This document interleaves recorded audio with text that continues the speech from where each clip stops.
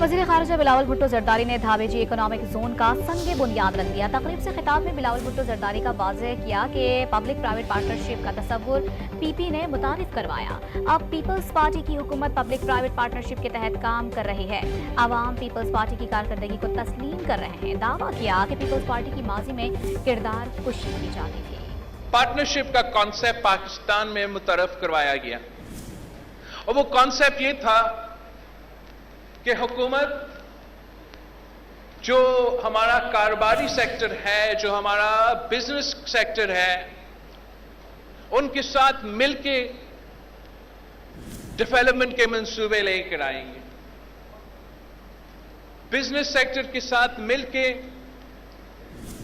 हम ना सिर्फ इंफ्रास्ट्रक्चर खड़ा कर देंगे मगर हमारा अवाम के लिए, खास तौर पे मुकामी अवाम के लिए रोजगार के मौके पैदा हो जाएंगे।